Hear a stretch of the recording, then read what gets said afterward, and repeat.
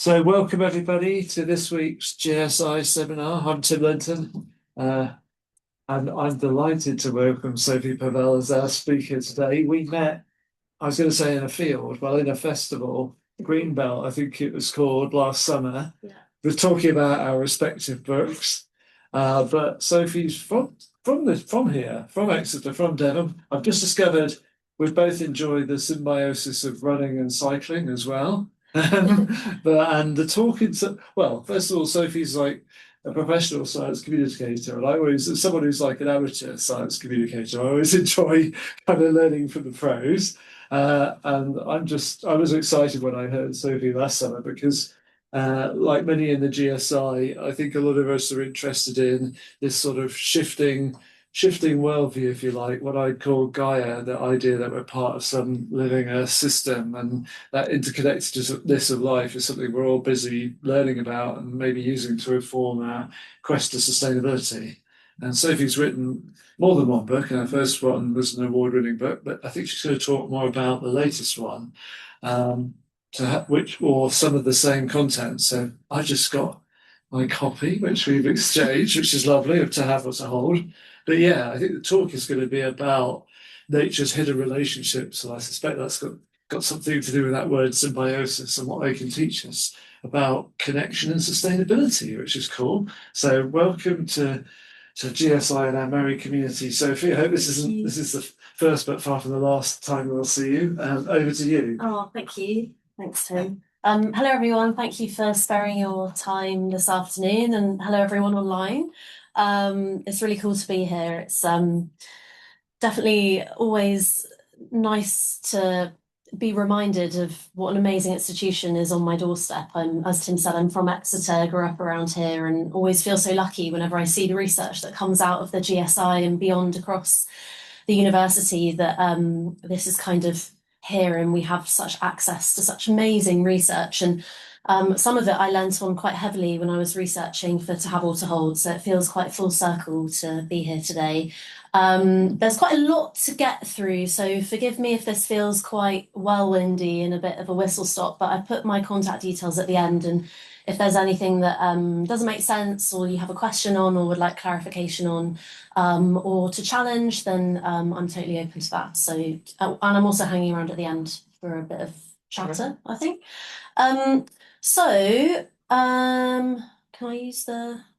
Let's just get back into doing a gremlin because of that. But we just get rid of that and then see if it. Oh, I see. Oh no. If you click again onto.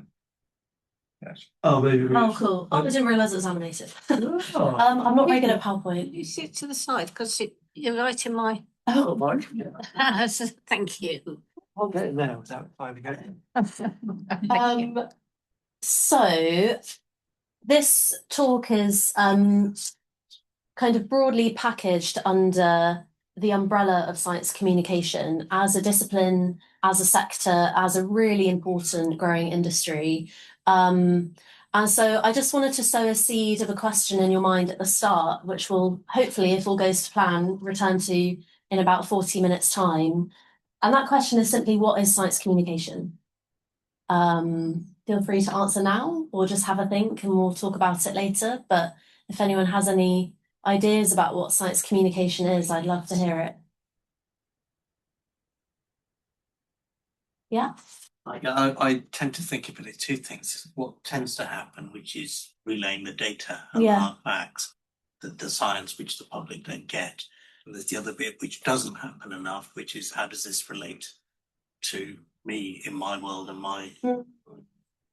Yeah, totally. So it's that kind of active translation from the data side of things and the academia and the research and the peer review, all the way down to a member of the public who is curious but has no idea how this paper on tipping points might relate to them in their everyday life. And so, yeah, it's that kind of active translation where it's actually a real privilege to be that middle person where you're fielding questions and information from one side and then megaphoning it to the other and vice versa, and helping be that bridge, which is so important at the moment. And related to that is who is a science communicator? Because they can wear so many different hats and take so many different forms and also shapeshift across different disciplines in their careers. So again, just planting a seed of a question. Feel free to shout out, but who is a science communicator, and kind of what do they look like? What do they do? That sort of thing. Has anyone got any ideas at the moment? I'm going to keep Yeah, we- go we- for it. We are. Yeah. I tend to think of it as we at the public think of journalists, Hmm. but I mean, there was an article about the BBC journalists not having a lot of science training, but I see that as a problem that the scientists themselves don't have that interface. I Hmm. don't personally think it's a scientist's job, but there needs to be a separate person, you, Yes. to make that connection. Whereas I think journalists, we've traditionally relied on them, but I don't think they're certainly with the crises we've got. I don't think they're the right people. Yeah, that's really important. Journalists are certainly a really important cohort to be either trained in the art of communication of science or to be science communicators themselves. And it's such a burgeoning field, it's evolving all the time in tandem with the evolving situations with the climate and biodiversity crises. But also people like David Attenborough. He's like the greatest of all time science communicator, where he's managed to capture a global audience in everything from stuff that goes on in the deep sea to the tiniest insect on a fragment of a leaf in the rainforest. Yeah. At the back. Oh, you had your hand up. You're stretching. Oh, sorry. I was going to say that Oh. while you're at the back is blogging. Scientist blogging is Mm. often a sort of medium between the hard science and the soft media, if you like. Yeah, totally. So it's packaging, blogging, and kind of social media as well. You don't have to have a qualification in science communication. It is simply the act of describing that story of the science and the data into a format that someone can understand. And that format can look anything like a blog or an article or a museum exhibition, a song, a piece of art, a poem, a book, like anything you can think of, especially often that interface between art and science, which we'll touch on. So anyway, we'll kind of return to this discussion towards the end. But I was asked to talk a little bit about my journey to science communication, which was a very rocky, turbulent one, because I was one of those people who was kind of interested in everything and anything. And that was a blessing and a curse, because on the one hand, it kept me and keeps me really open-minded to all sorts of different directions that life may offer.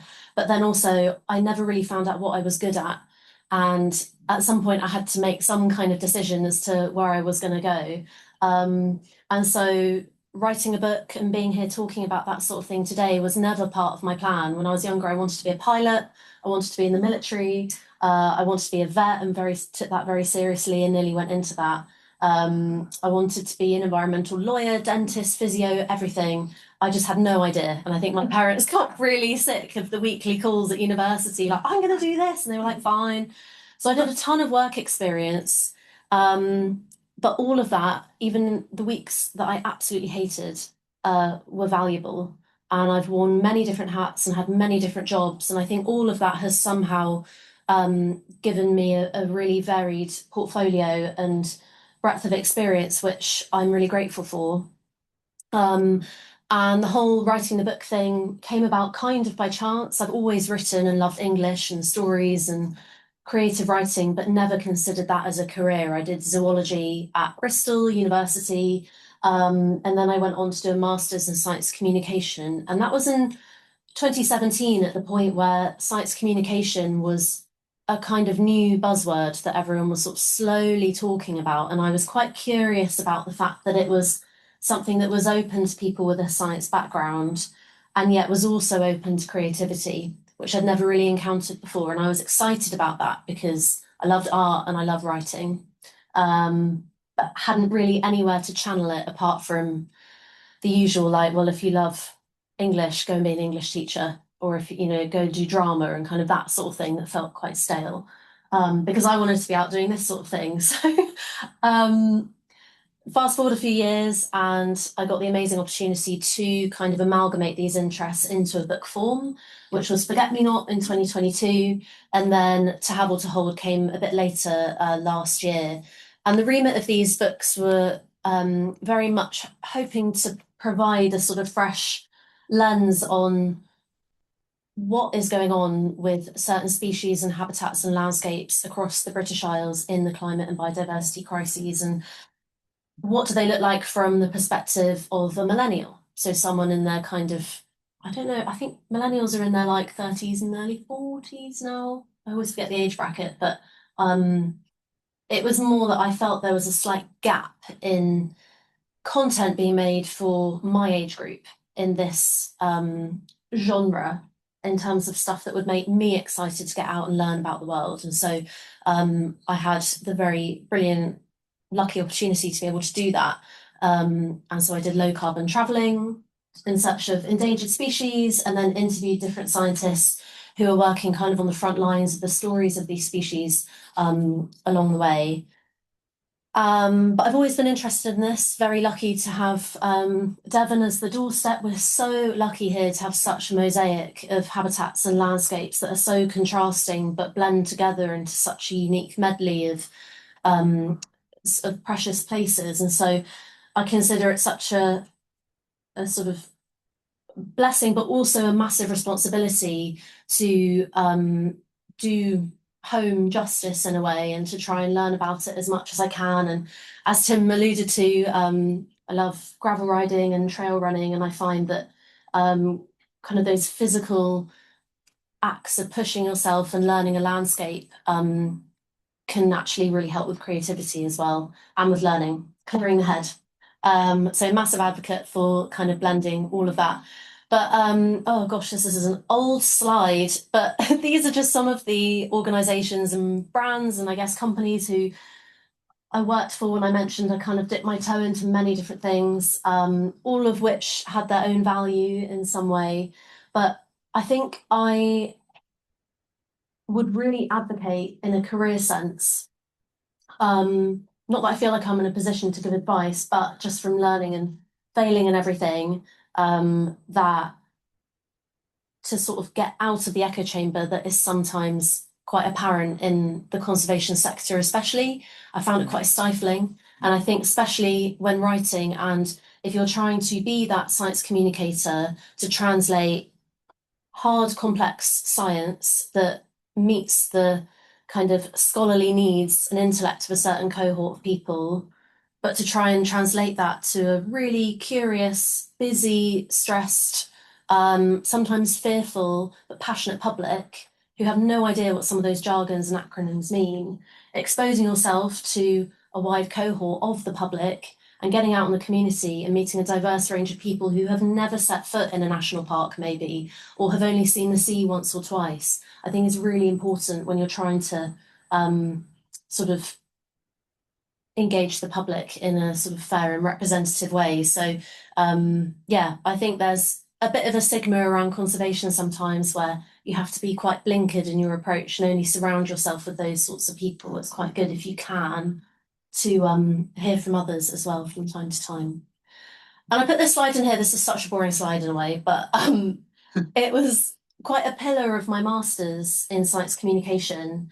And it's ended up becoming a bit of a toolkit for me when doing anything that's a science communication project. And it's a simple acronym of AEIOU by this guy called Burns.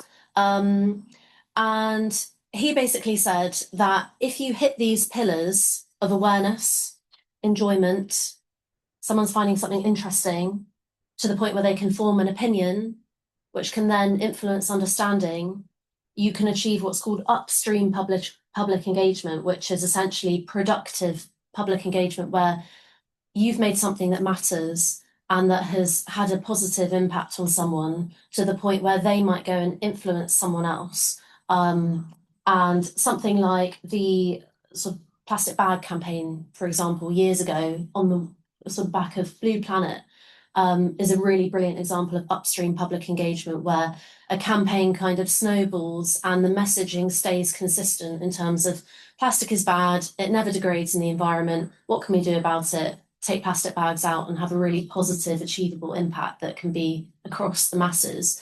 So that's a really useful tool, I think, that I constantly refer back to, and this is kind of his pitch statement for it, in terms of upstream public engagement in science is the use of appropriate skills, media, activities, and dialogue to produce one or more of the following personal responses. And I think the word personal is really key here, because when you impact someone in a personal way, you then tap into them on an emotional level. And that's where science communication can really have a lasting effect. And if we're asking people to engage in really important sort of global realities about tipping points and about climate change and about biodiversity loss, tapping into people's emotions is so key. And so that's why that acronym is quite good, because you can almost, when you're designing something, whether it is a blog or an article or a documentary or whatever, you can kind of interrogate it and see if it might meet those things. This led me to do my master's research project, which was quite a practical one, also slightly on the self-indulgent side, because I was able to do something I'd wanted to do for a long time, and that was to walk a big chunk of the South West Coast Path on my own, which was the whole of Cornwall. It's 300 miles, but I had to make it a master's level project. And so I turned it into like a live science communication experiment where I filmed and blogged and vlogged all the wildlife and habitats that I was walking through on this 3-week trek, and then uploading them onto different social media platforms, and then measuring the public engagement through qualitative data, so like people commenting and engaging with words, and then quantitative, how many times was it shared, retweeted, how did it amplify digitally? And it seems surreal in a way, because at the time I was doing this, which was 2018, Instagram stories weren't a thing, Reels weren't a thing, TikTok wasn't a thing. It was literally Instagram in the basic grid, let me show you a picture of my dinner sense, and YouTube and Facebook. And so those were my main 3 avenues. To replicate this now would be a wildly different and actually, I think, almost impossible thing to try and rein it in a really focused way. But it just worked in terms of the timeliness of social media was on an exponential rise. And yet, again, this feels ridiculous because science communication is everywhere on social media, which is amazing. And there are people doing amazingly creative things with it. But at the time, it wasn't a thing in 2018. Seeing pictures of gannets and weather and waves and snails and all the kinds of things you would see on the coast path just didn't really hit the norm. And so I was quite lucky with the timing there. And it kind of snowballed into a bit of a thing. I was engaging around 2,000 people per day online, live around the world. And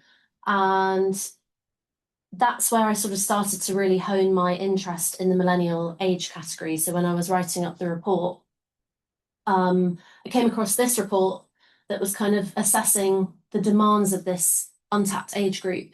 And I think this resonates still today with kind of my age group and below. In terms of a science communication piece of content, what do they want from it?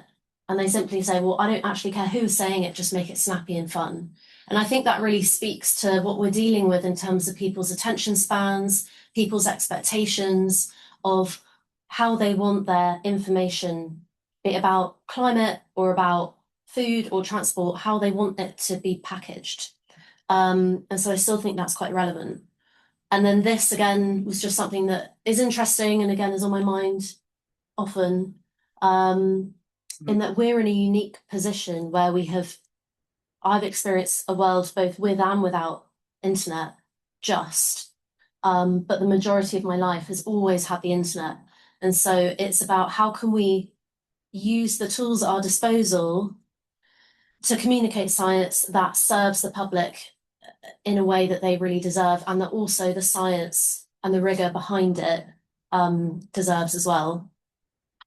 And that's something that I think has sort of really influenced me, and especially making To Have or to Hold, in terms of trying to have that audience demands in mind, but then also challenge how can I communicate something that is as complex and nuanced and easily misunderstood as symbiosis, a huge branch of evolutionary biology, in a way that is accessible to people who have never encountered it before. And so one of the things that I did that I'm really proud of and felt really lucky to have had the chance was challenge that sort of notion and make a very short film to tease the book. So when you write a book and you've got to sort of think about, it's kind of painful to sort of think, okay, well, how is this going to look to the public? How are we going to try and sell it? It is sort of, for an introvert like me who just wants to sit and write in the dark and not sort of like even envisage anyone actually physically reading it, you've got to sort of think, well, how can we make this fly? And so instead of doing just the classic, like do social media posts here and there, I thought, well, actually, instead of telling, why don't we show? And how can I create an atmosphere of this book and my approach to communicating symbiosis in the form of a film? And so I approached a documentary company of two people who are very talented and make all sorts of really cool, I followed them anyway because they make amazing cycling films. And so we worked together on a narrative and a story to make a little film that teased the book. So hopefully this works. It's pretty short, but you'll have a break from me at least. If you were to imagine a book about relationships, what's the story? Boy meets girl, they fall in love, fine, break up, they live happily ever after. But what about all the wilder, weirder, darker relationships that defy every label right under our nose? In To Have or to Hold, I investigate nature's hidden relationships, how life lives together in symbiosis, finding it to be no accident, but strategic, glamorous and grotesque. Symbiosis binds the world, changes how we see it. As the climate holds Earth in a vice, I'm curious, are these ancient relationships secure? For me, writing is running, is riding, is moving. You travel, you listen, you observe. The aches and pains and feel delirious and fearful. I dream of worms and fungi and sunfish and sentences form knots in my head. When I was writing, I had these cravings to be underwater, wanting to give myself to nature, to write about her as she must be written. Through symbiosis, we are part of the story. I guess that's the message of this book.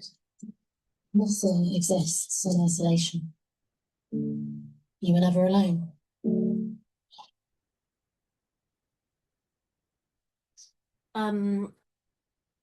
Cool. Oh, let's not have that again. So that was a chance for me to really challenge myself in how far can we go with bringing creativity into complex science. And it was a lot harder than I thought, but something that was really rewarding.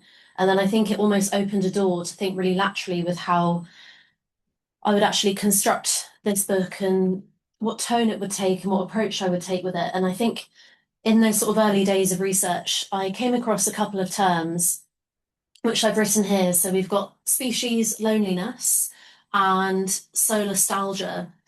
And I think these go back to the whole goal earlier on, a few slides ago, of how important it is for science communication to take a personal approach and tapping into those emotions. And I think in order for me to try and encourage that for a reader, I had to do it within myself. And so species loneliness, it sounds quite morbid and it is quite sad in a way. It was coined in 1993 by Michael McGuinness, and it was his way of describing the kind of fundamental growing disconnect between humans dislocating from the natural world and species and between one another. And it was kind of something that describes quite well this sort of collective anxiety of a loss of connection, of kinship with an animate way of being. And we're going to talk about Gaia in a minute, but it really feeds into that sort of fragmentation of what is necessary, a necessary holistic whole. And kind of like the loss of an inherent kind of membership to which we're all born into. But at the moment, that membership feels really tenuous. And it's kind of up for grabs again in a way. And Solastalgia, for a minute, when I first saw it, I thought, well, it looks really like nostalgia. And in a way, I guess they're kind of related, but Solastalgia describes kind of the emotional distress of environmental change. And that's something I'm sure we can all relate to in one way or another. Whether that's feeling upset of another housing estate going up in a place where you once loved, or on a wider, more global scale of extreme weather and associated damage and things like that. So those two words are quite important. And this is Michael's kind of wider description of species loneliness, and it really pivoted my thinking into approaching symbiosis from a place of relationships. So he's a species loneliness in a wounded landscape moves us to want to restore our relationship with place and others. And that was way back in 1993 that he was talking about that. And yet for some reason, when I read that again, it still feels quite radical, and yet it shouldn't, because surely we've moved on. And fast forward a few months later, I found myself in Exeter Cathedral at the Gaia exhibition in 2023, I think it was. And this was part of did anyone else go to that? There was quite a lot of, it was a big ex-university presence, I think. So it's part of Luke Jerram, the artist, sort of traveling exhibition of Gaia, and then he's since done like the moon and Mars and things like that. And I went to a talk by Dr. Tom Powell, who I think is he based on this building? Yeah. So yeah. Stairs, So I met Tom there. I haven't checked the list. Hello, Tom, if you're there. But I went to a talk by him in one of the chapels, and it was there where he introduced to me. He presented kind of Gaia in a talk about Earth in a way that I'd never really encountered before, not in studying zoology or doing a master's in science or anything like that. And it was kind of like what if life began by coming together in a sort of collaborative, really exciting way. Or he presented it in a really exciting way. Again, in a way that I hadn't really considered, and suddenly felt like it really connected. And obviously that exhibition was celebrating Gaia, who is the Greek goddess of Earth, and kind of the personification of this Mother Earth figure that feels much more tangible in a way than just a planet. And it represents Earth as a living, interconnected, self-regulating system. And then this was really propelled by the wonderful James Lovelock, who is, I think, the first independent British scientist to use the word Gaia, or to describe Earth as Gaia. And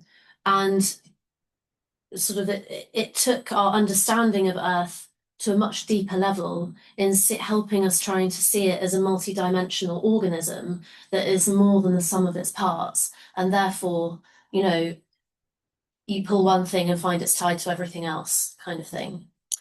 So that really helped. And Tom also, in his talk, introduced me to this lady, Lynn Margulis, who I know was a friend of Tim's and did amazing work and has such a phenomenal legacy. And I felt really connected to Lynn when I was writing To Have or to Hold, and I'm so grateful that I came across her work. It would have been totally remiss of me not to, really, but she was 28 when she published her theory of endosymbiosis, and I was 28 when I was putting all of this together. And she came up against all sorts of challenge and hurdles in her career to try and push this theory forward, in that cooperative relationships and symbiosis is as important to evolutionary change as competition. And it describes this kind of very visceral, very physical, long-term, often very intimate living together of different species. And then famously argued that symbiosis is not an exception, it's actually the root of life itself, responsible for the evolution of powerhouse organelles like mitochondria and chloroplasts, which kind of are the engines behind animals and plants. And so Lynn was a real force, and her work is revered to this day, but she definitely fought hard to push her ideas through. And she really kind of helped me feel confident in what felt like huge imposter syndrome to try and push my agenda forward with writing about symbiosis in a way that was perhaps a more feminine angle, I guess, that tried to bring in that warmth and emotion and relationship feel to what could quite easily be a very black and white, hard clinical science topic for a book. And that's certainly how I first encountered it when I was at university. It was very much textbook. And that definitely has its place.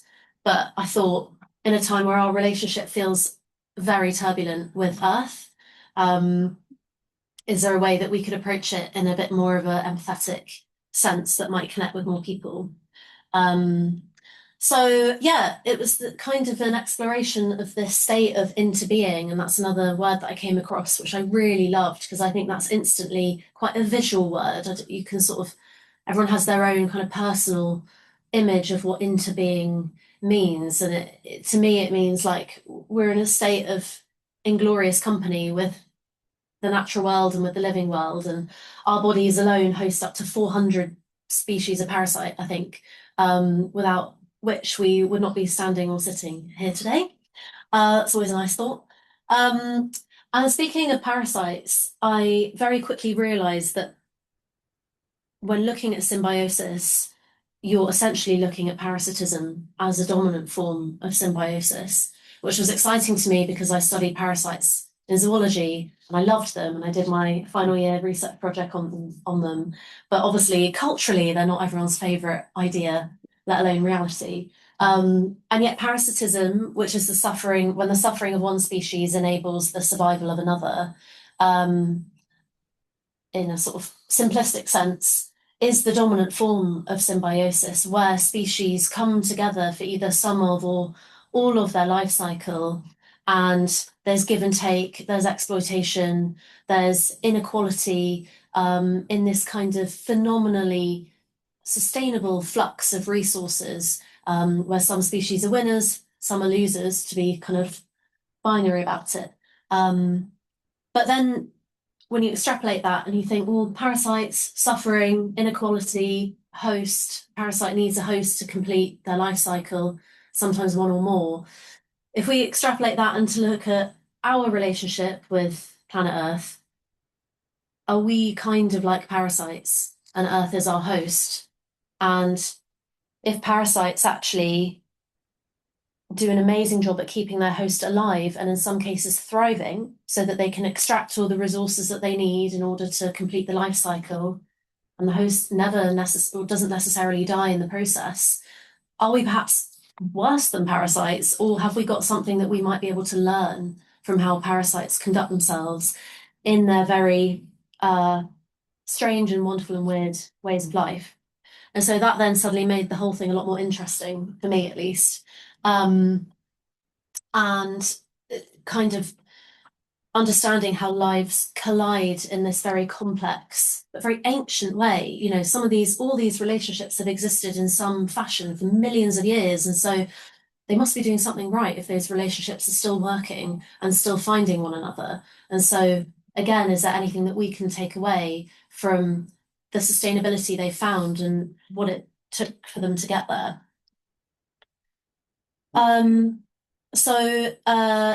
This image is from an essay I wrote for a climate magazine in the US called Atmos, which they do amazing science communication. And if we're talking about colliding art and culture with science, they're one of the best, I think, at the moment doing that.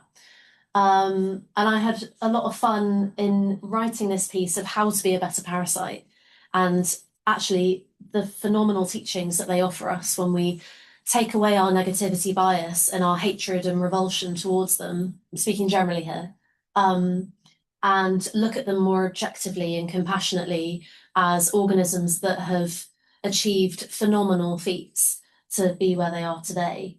And it sort of played off this thing of a foolish parasite will kill their host and a smart one holds them close.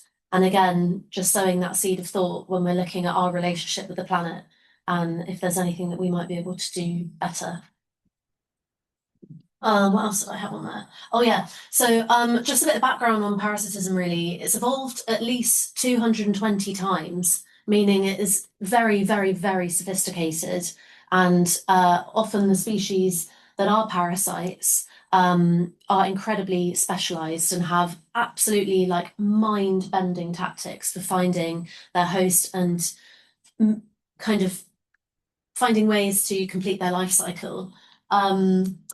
And it's kind of this subset of symbiosis where one species benefits at the expense of another, but as I mentioned, death is not necessarily the end point. It's often a bit of suffering, but sometimes bouncing back can occur, which is pretty cool.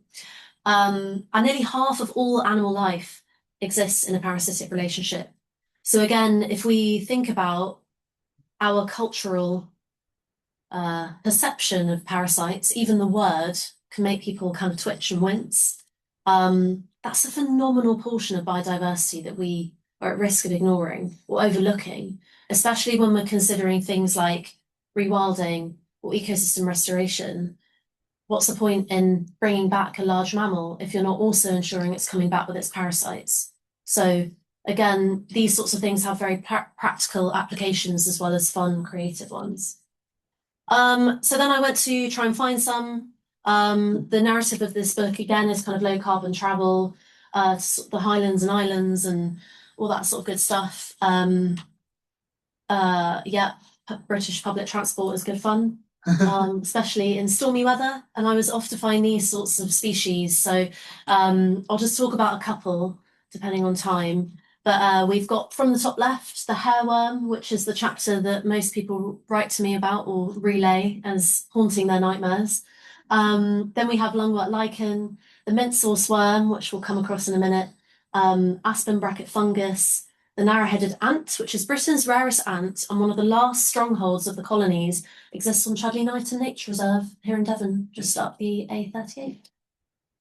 We have the ocean sunfish, shore crab, and Sacculina barnacle, and then the early spider orchid and the buffish mining bee. So I tried to get a good spread of different taxa that would take me both into the ocean and then into forests and heathlands and try and get a representative picture of the weird and the wonderful, but also hopefully be very accessible so that people might be able to feel that they can go out and try and find some of these species themselves.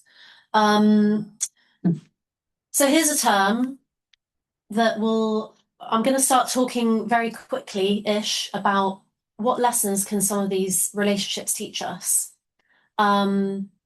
And one of the terms that I came across quite early on when I was researching that was again a bit of a guide and a bit of a pivot for me was this reciprocity and exploitation.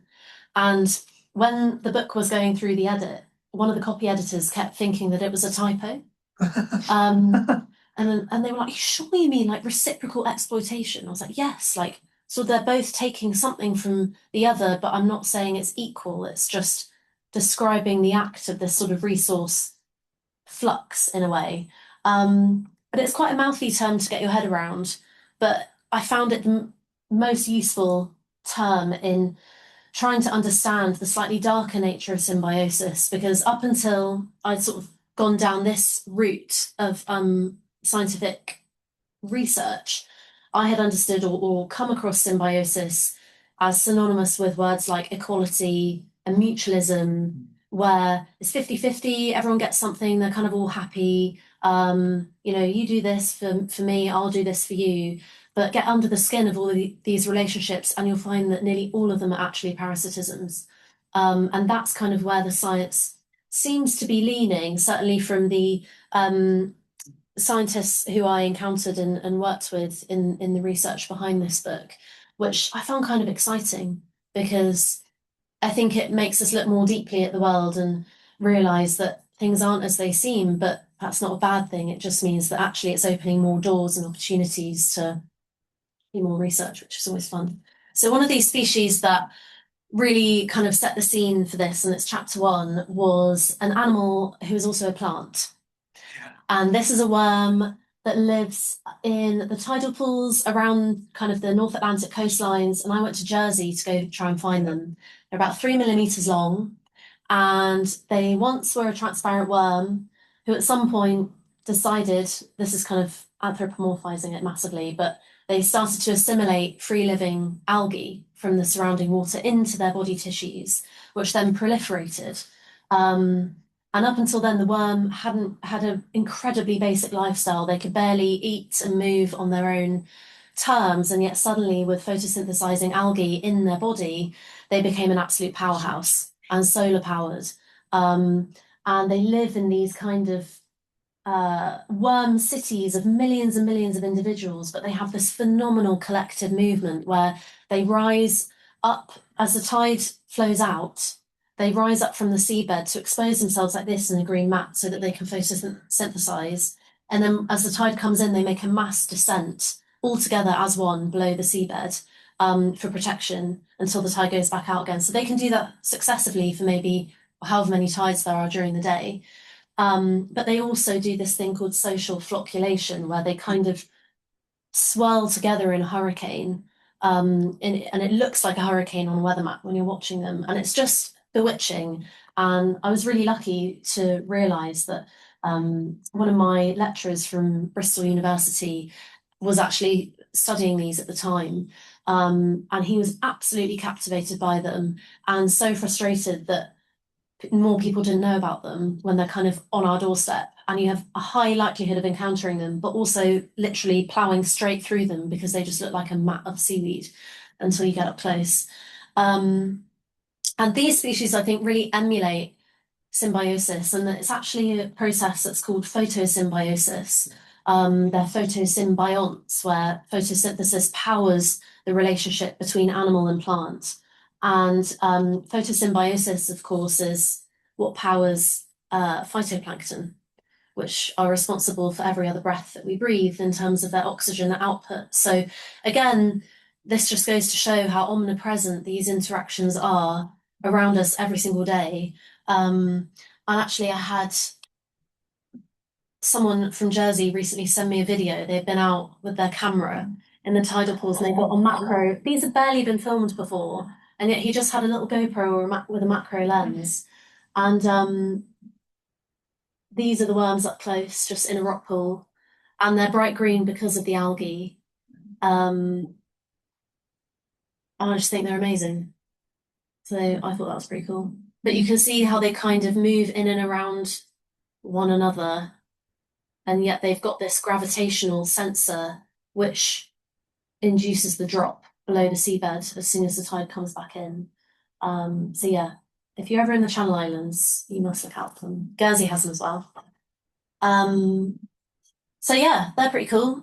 And let's see. Oh, so it was these species that suddenly turned my approach from symbiosis being an act of like cozy. Basically, I was going to divide the book into two halves, one called Give, the other called Take. Yeah. And it all felt very neat and kind of satisfying. And that the first half was going to be like mutualism, everyone gives something to the other, everyone's super happy. And then the other half was going to be parasitism and darkness, and everyone's taking, exploitation. But then I realised that I barely had anything to fill the give, and it was all take. So then that kind of simplified and erased that structure. And it was this species that kind of did that. And actually, one of the key papers that spurred this thinking and has flipped the tired symbiosis is kind of about mutualism and equality narrative, again, generalising there, on its head, was research that came out of Penryn from Exeter. And it was about this reciprocity and exploitation, and particularly in species like the plant animal worm, who are photosymbionts, have been really important in informing this research. So the relationship between the animal and the plant, and the kind of a cellular level, what is actually going on. And these electron microscope images, the red dots are the single cell algae, and the kind of hatching crisscross are the muscle fibers of the worm.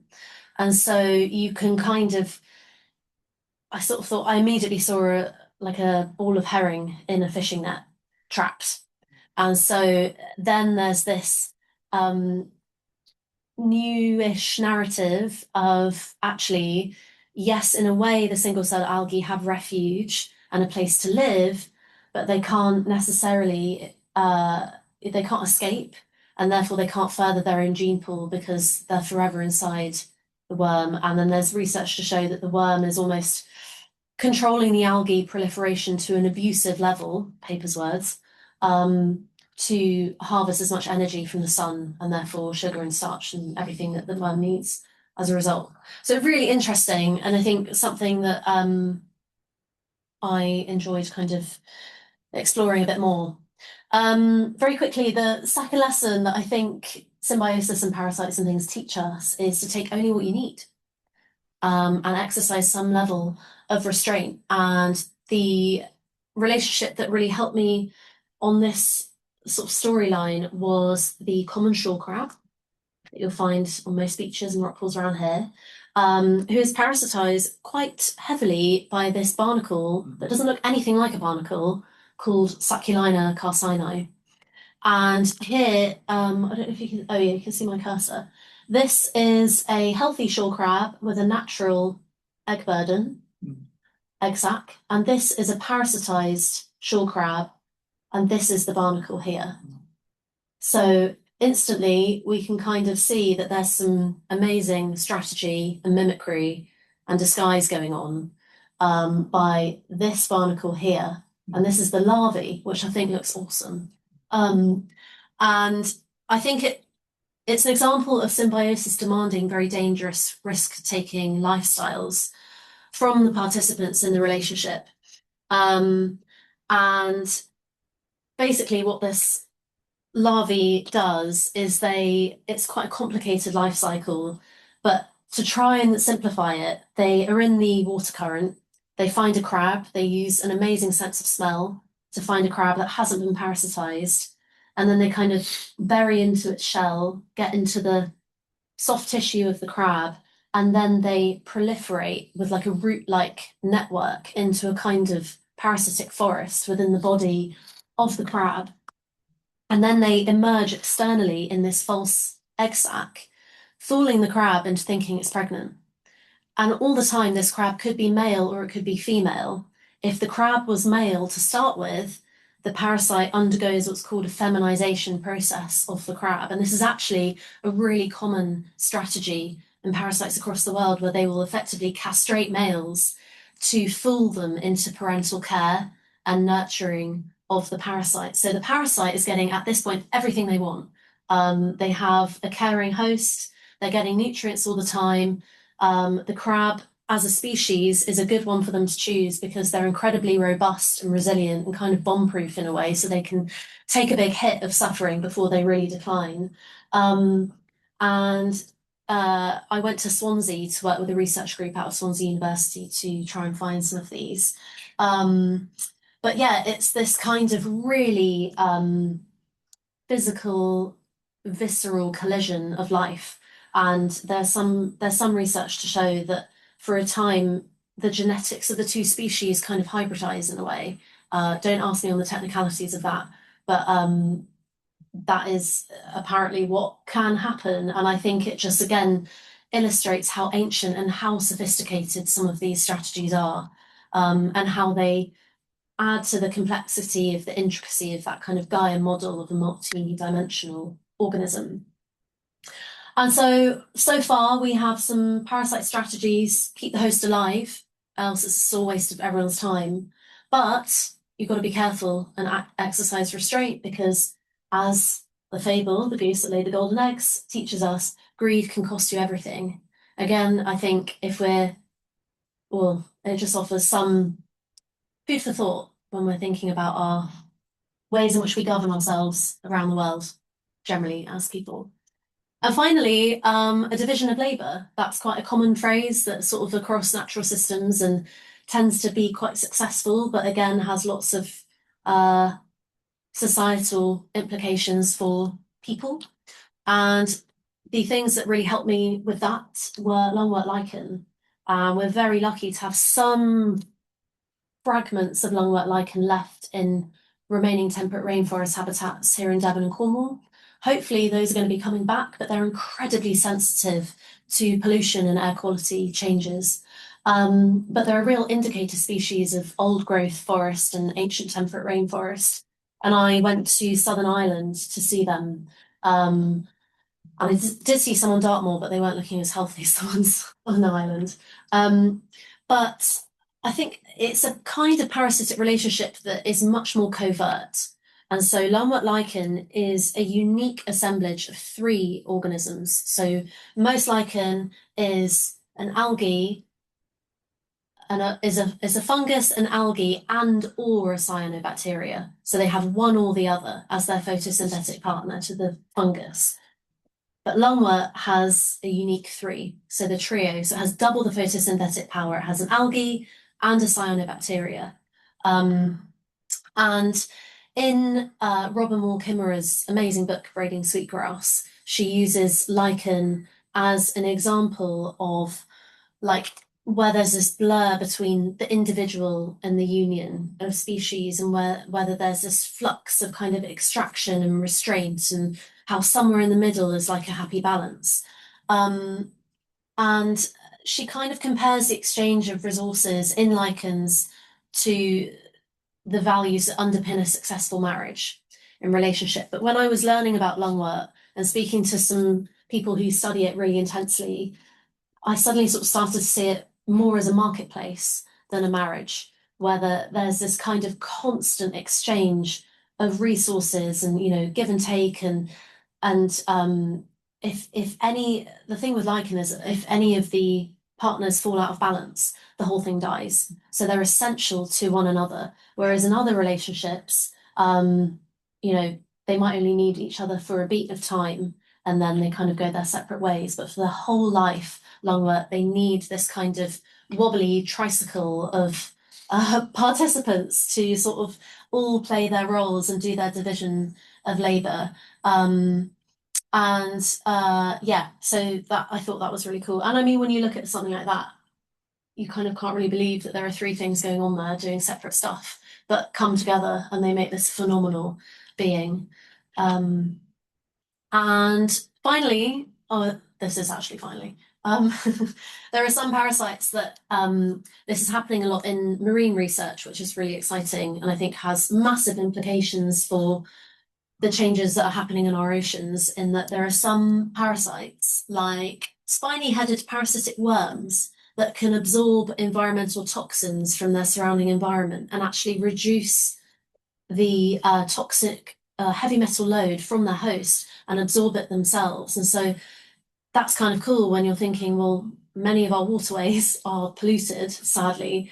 Could some parasites actually hold the key in their bodies and have already evolved a way to extract toxins from the environment for themselves to make their host healthier, perhaps, but then as a byproduct, could it help keep the environment a bit more in check and kind of a bit more resilient to change? And so if we're looking at lessons, they sort of tell me that maybe you should leave the world in a better state than you found it and clean up a little bit. So I think overall, like, parasitism really tests our acceptance of nature's ferocity in not being the kind of cozy, flowery story that we sometimes like to tell ourselves. It definitely has that element, but I think under the surface there's so much, there's constant battles going on, and I think that is absolutely essential if we want a world that is resilient to change and adaptable. I think parasites in their own way can model some phenomenal sustainability practices. And if we're looking, just a note to end on in terms of the future of some of these relationships, yes, they're very established, yes, they're very ancient, and in many ways resilient, and yet they're encountering challenges that they've never encountered before. So, for example, there's the hairworm navigating inside the brain of its insect host, needs total darkness in order to find reflected moonlight and celestial light off of water to return to water. And yet, when 80%, I think, of the world lives under anthropogenic light, and there's light pollution spilling into forests and waterways and dark spaces, what does that mean for those interactions that rely on dark, quiet environments to find their host and pair up? And so there are instances where anthropogenic disturbance, whether it's sound pollution or light pollution, warming oceans, acidifying oceans, are separating parasite from host. And again, when we're considering that over half of all animal life relies on parasitism to survive, that's something that I at least haven't really heard being talked about enough when we're trying to get over our cultural problem with things like parasites. So, but yeah, that's kind of the whirlwind, really. Oh yes, I forgot about that. So I guess coming full circle in terms of what is science communication, who is a science communicator, and more importantly, why. I guess all I wanted to say was that I don't think it's ever been a more exciting or important time to be looking at science communication at the moment, and trying to find ways to bring these stories to life to audiences who exist beyond these walls. So yeah, I think it's a privilege to be doing it and a constant challenge, but something that I think is more important than ever to kind of cut through noise and help relay truthful science and sort of help the public get on board with all of that. Further reading, these are some of the books that help me specifically, but by no means all of them, or not everyone has to read them. Plant Animals: A Study in Symbiosis was like a proper nerd fest on those plant animal worms, but amazingly written. He's just kind of completely geeking out over them. And then there's some more kind of commercial ones there too. But that's it really. Thanks very much for listening and happy to answer any questions. Sorry that went over a little bit. Yeah. No, it's brilliant, Sophie. I was just checking we've got the written. I think we've got the written. There's no one queuing up outside, so we should be fine. Okay, I'm going to try and take a mix of questions from the room and online. So I might take the slides down and see if I can see the virtual hands up online. But anyone in the room want to kick us off? I can tell you a few anecdotal Lynn Margulis quotes. No, well, Lynn was fond of saying Gaia is a tough bitch. She got that, and she also wrote an article when I was still at uni. There was something like Earth has a pops called man, which totally took your point about us as parasites on the planet. Right, folks online, I'm going to check the chat. Lots of positive feedback. Tom is there. That's great. If anyone online wants to ask a question, try and chuck one of those yellow virtual hands up, and I should hopefully see it. I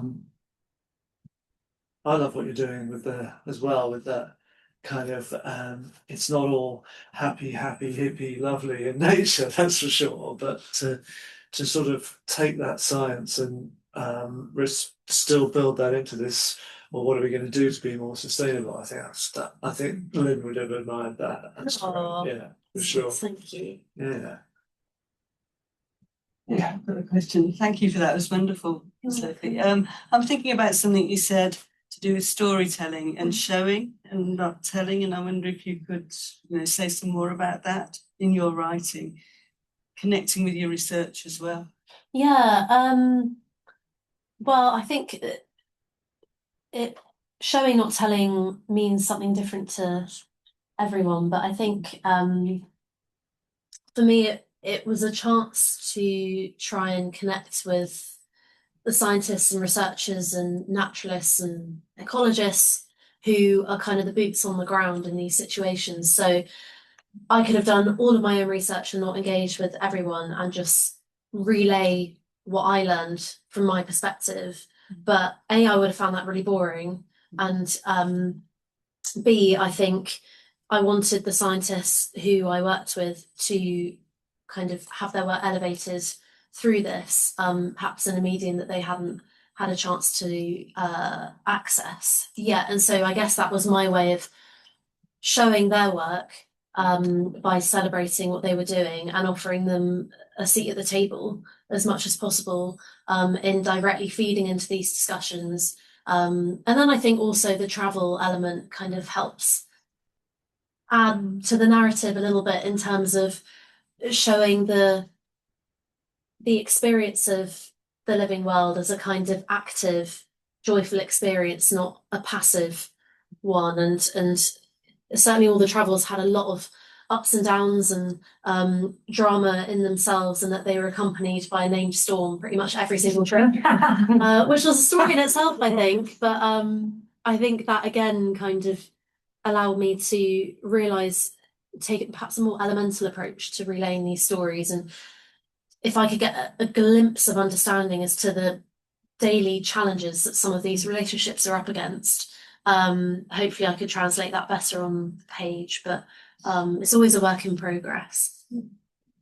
Hopefully that answered your question. Yeah, that's interesting. Question at the back. A lot of cultures and sort of religions sort of have dominion over nature, and sort of us just using nature for what we want. Do you have any idea about how we might get back to having a sort of more symbiotic relationship with the earth and being part of it?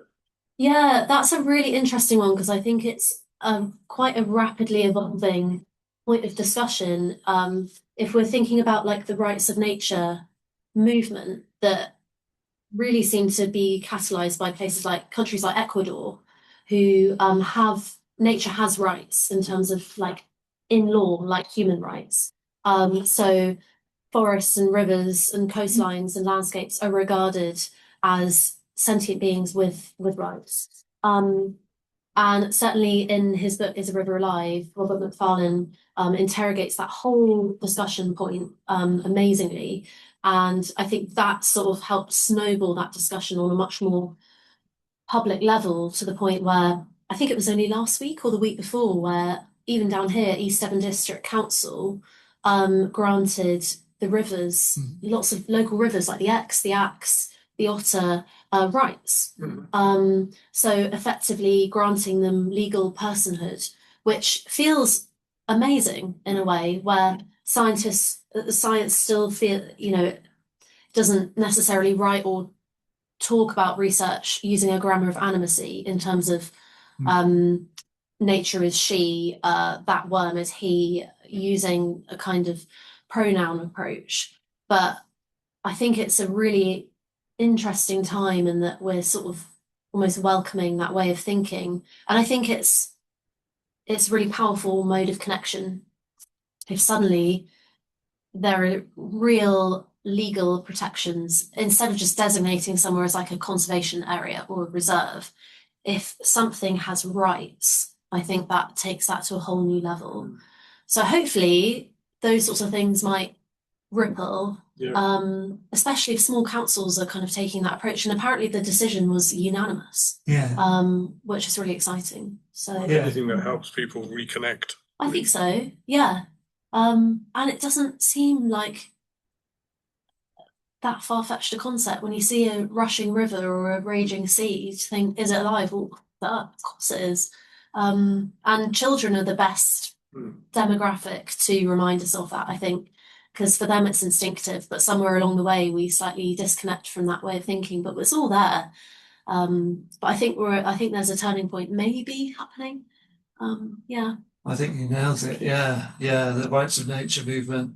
I think it's partly, it's great to see all these jurisdictions of the UK declaring rights of nature, but I think it's partly inspired by the fact that some DEFRA spokesperson, when the whole idea first came up, said essentially we're never going to recognise rights of nature. So duly, many jurisdictions of the country have decided, oh yes, we are. Yeah, great. It's a really nice bit of good Ali, news. who's online, I know, wants to try and track this rise of ecocentrism and what can we mine out of social data.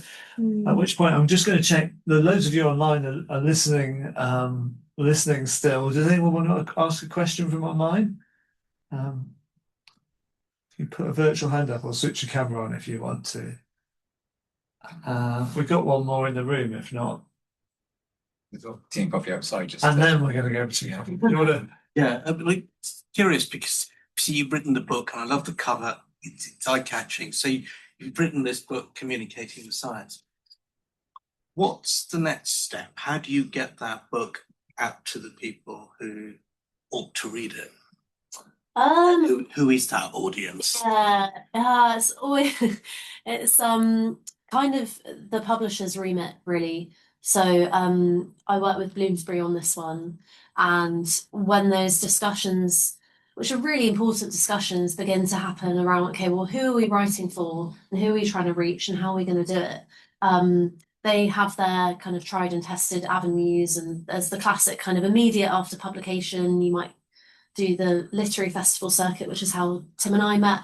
But then writing, I really enjoy kind of teasing out key themes or discussion points that are in the book and turning them into like feature articles or opinion pieces for newspapers or kind of broadsheet media or multimedia kind of platforms where you're taking a small discussion point like how can we be a better parasite and making it into its own piece of content that might gently refer back to the book, but actually on its own, it's a standalone piece of science communication or a thought piece. So social media is obviously great for that, but you kind of have to take a divide and conquer, sort of see how it goes approach. But yeah, it's its own kind of beast doing the whole making sure the message is out there and also helping to clarify, you know, something like symbiosis is so complex in a way, and I still have to wrangle my head around it that I want to be sure that people are actually feeling it's accessible, else I haven't done my job properly. So yeah, it's a kind of try and fail, trial and error, that's what I mean. Okay, we have got a question online from Hallie. Do you want to ask you the last question? Hi, yeah, that'd be great. Thanks, Sophie. That was amazing. I'm gonna say this quickly because my computer is dying. But yeah, I mean, as Tim mentioned, I'm interested in tracking these attitude shifts towards humans understanding themselves as something much larger. But I'm curious what kind of resistance, if you have been met with any kind of resistance, in like sharing these ideas with people, what that might have looked like and what kind of response you've had. Thank you. Yeah, I think the only kind of resistance I had early on was when I was approaching various academics for specific contribution to certain chapters. For example, like the world expert on orchids or the world expert on hairworms or whoever. And some of these people have like astonishingly successful careers and they've worn many hats and have a million letters after their name. And so there's a level of intimidation before I even begin talking. And so I had some skepticism from really established kind of career academics who were retired and perhaps of the slightly older generation as to my credibility and qualifications in even attempting to write about something like symbiosis. And you know, where was my PhD on the topic? Where were my peer-reviewed papers? I think over Zoom they just saw like a little girl trying to write a news article or something. And so there was, I had to sort of establish some level of confidence and authority, even if it was just a facade. And, you know, they wanted to edit it and everything, and they all got to proofread and fact check and everything. But yeah, there was a sense of having to stand my ground and justifying what I was doing. But it became quite fun in a way. But I channeled a bit of Lynn. So exactly, maybe. it's so good that you showed the picture of young Lynn, who Yeah. took a lot of shit when she was, as you said, when she was pushing this. Yeah. She had young kids at the time. Yeah. She was incredible. Yeah, I think it's just kind of, I felt so sure of my idea and purpose, and obviously had the commission from the publisher behind me, which helped. And so, and I think I just felt so motivated to see it through that I kind of just let it roll off a little bit. But it was unsettling. And then it did sow seeds of doubt. But then 99% of everyone I worked with was absolutely amazing, and it was a really rewarding process. So, yeah. Brilliant. Brilliant. Let's thank Sophie for an outstanding seminar.